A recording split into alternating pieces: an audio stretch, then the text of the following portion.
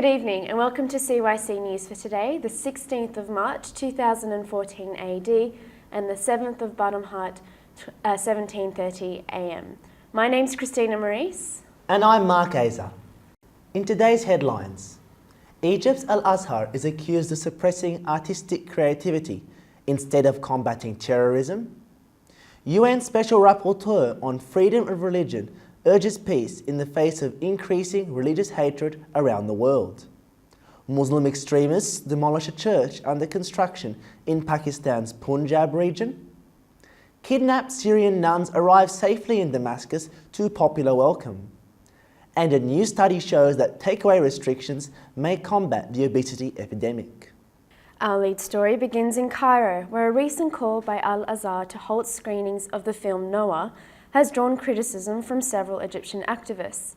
Al-Azhar has been accused of fighting creativity and censoring artists, while ignoring more important issues like terrorism. Founder of the Egyptian civilian movement of Momen Salam said he could not expect any innovation, creativity, or renaissance in Egypt, as long as people feared to think.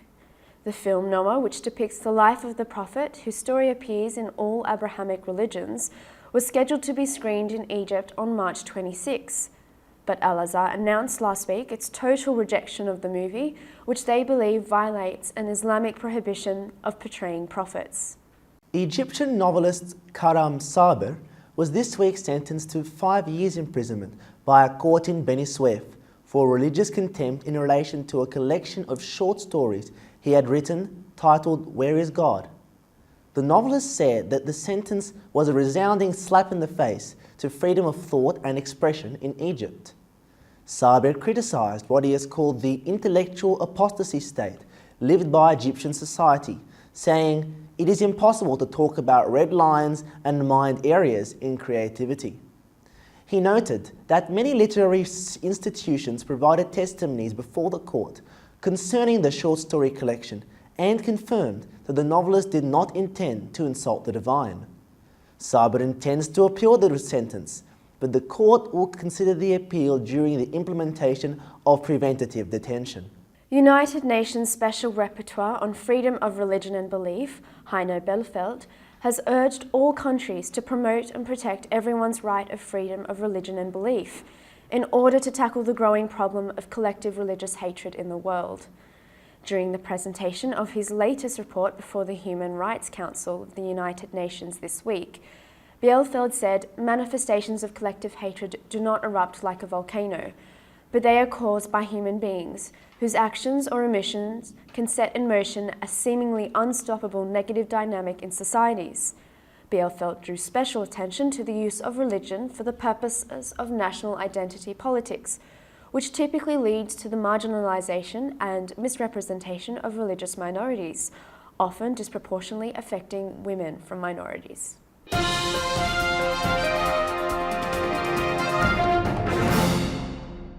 Muslim extremists have demolished a church under construction in the Okara district, Punjab in Pakistan.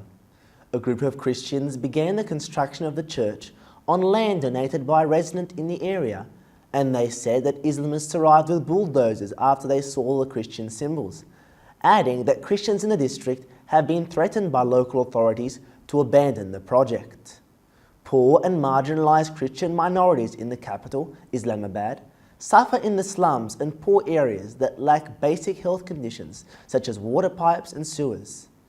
In recent days, a High Court judge in Islamabad ordered the Capital Development Authority to demolish all these illegally built settlements. An official of the municipality has estimated that there are about 5,000 Christian families living in these settlements.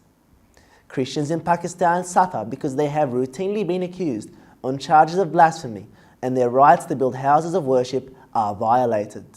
Over to Syria, where the nuns of St. Takla Monastery and Malalula, who were kidnapped from the monastery last December, have arrived in the Casas area of Damascus to much fanfare.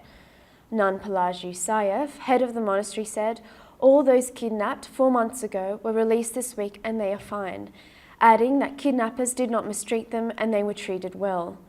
His Holiness Patriarch Gregory Laham, Patriarch of Antioch and all the East for the Melkite Greek Catholic Church, welcomed the release of the nuns and said he considered this as a promising step that shows love and rapprochement between all groups in society.